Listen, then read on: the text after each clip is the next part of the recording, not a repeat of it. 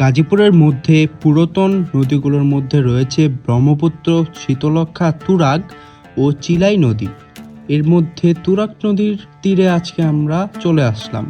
বাংলাদেশের ঢাকা ও গাজীপুর জেলার একটি নদী হচ্ছে তুরাগ নদী।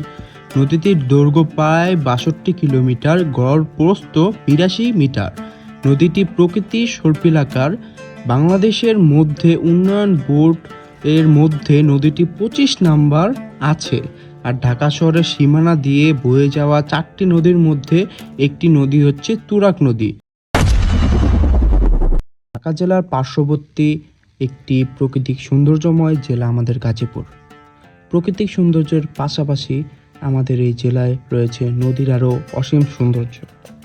এর মধ্যে আজকে আমরা তুরাগ নদীর একটি তীরে চলে আসলাম। তুরাগ নদী গাজীপুর জেলাধীন কালিয়াকৈর উপজেলার প্রবহমান বংশী নদী থেকে উৎপত্তি লাভ করে ঢাকা জেলার সাভার উপজেলা বিরুলিয়া ইউনিয়ন এসে দুটি ধারায় বিভাজিত হয়েছে। তাই আমরা আজকে একটি ধারার পাশেই ছোট একটি নদীর পাড়ে চলে আসলাম। এই নদীর পাড়টি আসলে অপরিমাণ সৌন্দর্য নিয়ে বিভাজিত। এখানে দুইটি ঘাট আছে।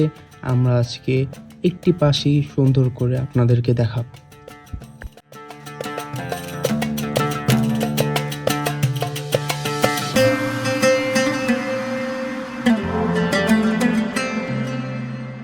অপরূপ সৌন্দর্যের এই জায়গাটির নাম হচ্ছে মহিষট্যাগ। আর আপনি যদি গাজীপুরের মধ্যে টঙ্গীর থেকে আপনি চৌরাস্তার মধ্যবর্তী স্থানে থেকে থাকেন, তাহলে যদি এই জায়গায় না আসেন তাহলে আপনি আসলেই জায়গাটি মিস করছেন খুব ভালো। কারণ এই জায়গাটির অপরূপ প্রাকৃতিক সৌন্দর্য আসলে মন কেড়ে নেওয়ার মতো। আর বিকালে প্রচুর পরিমাণে পর্যটকও এখানে আসে। কিন্তু আজকে আমরা এমন সময় এসেছি যে সময়টা একটু খালি থাকে, যাতে আমরা ভালোভাবে এক্সপ্লেন করে দেখাতে পারি প্রত্যেকটা জিনিস। আর এই নদীর সৌন্দর্য আসলেই সুপরিবাহী। আর এই নদীর যখন পানি ছাড়া থাকে তখনও এই নদীর মধ্যে বয়ে যায় হাজার রকমের প্রাকৃতিক সৌন্দর্য।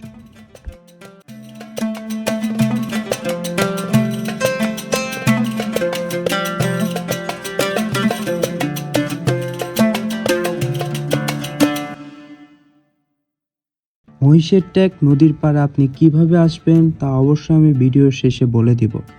আর এই জায়গায় অনেক ধরনের খাবার জিনিস রয়েছে, আবার রয়েছে অনেক ধরনের রিসোর্ট, অনেক কুটির।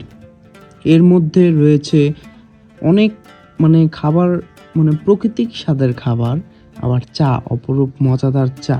সো আজকে আমরা খাবো হলো চা। এখানে বলে খুব স্পেশাল থিঙ্কিং বা স্পেশালভাবে চার স্বাদ পাওয়া যায়। তাহলে ভাই দুবাই চাটা দেন, এই দুবাইয়ের কিরকম চা দেওয়া হয়?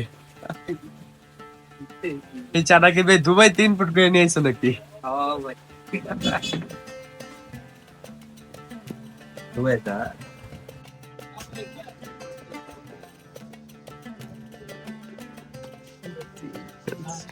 উত্তর ভাই, চাটা কেমন লাগতেছে দেখতে? অনেক সুন্দর আর একদম ইউনিক। ইউনিক আসলে আমি ফার্স্ট টাইম এটাকে দেখছি অনেক ইউনিকটা, কিন্তু এটাও খুবই ইউনিক হইছে। না, এই নদীর পাড়ে আসলে চা না খেয়ে যাওয়ার কোনো প্রশ্নই আসে না। হ্যাঁ ঠিক আছে ভাই, নেন শুরু করি।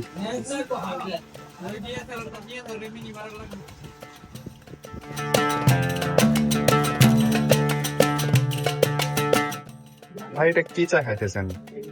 একটু অন্যরকম লাগতেছে। ভাই দুবাইয়ের চা।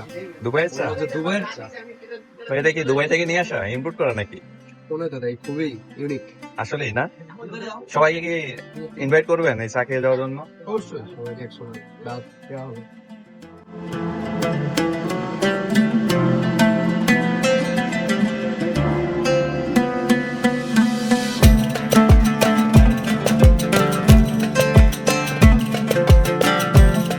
নদীর একটি পাশ ঘুরে এখন আমরা যাব আরেকটি পাশের অপরূপ সৌন্দর্য একটি রাস্তা রয়েছে।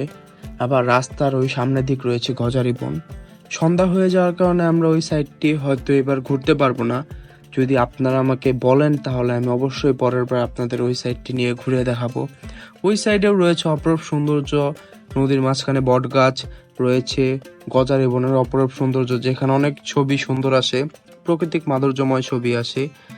আর এই জায়গাটা আপনি অবশ্যই আপনার প্রিয়তম বা আপনার বন্ধু বান্ধবকে দিয়ে বা পরিবারকে নিয়ে অবশ্যই ঘুরতে আসবেন।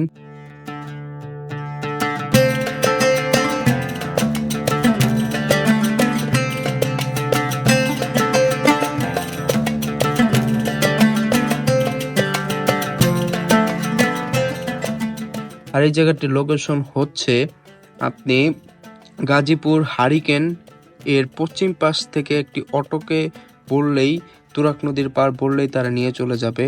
ভাড়া পড়বে ছোট অটো 30 টাকা, আর বড় অটোতে উঠলে মেবি 20 টাকা। আর এই অপরূপ সৌন্দর্য জায়গাটি অবশ্যই ঘুরে যাবেন। আর এই অপরূপ সৌন্দর্যের এই বিপরীত রাস্তার পাশে রয়েছে আরেকটি ছোট্ট একটি কুটির। আর এই কুটিরের ভিতরে আসলে অনেক সুন্দর, ভিতরে ভিডিও করার সুযোগ হয়নি এখনো, সন্ধ্যা হয়ে গেছে তাই আর করিনি। কিন্তু ভিতরের জায়গাটি রয়েছে সুন্দর সুন্দর গাছের মাঝখানে কুটির, অপরূপ সৌন্দর্য। আর এই তুরাগ নদীর পাড়টা অবশ্যই অবশ্যই আপনারা ঘুরে দেখবেন। অবশ্যই যদি গাজীপুরে থাকেন তা অবশ্যই এই জায়গাটিতে এসে একবার হলেও ঘুরে যাবেন।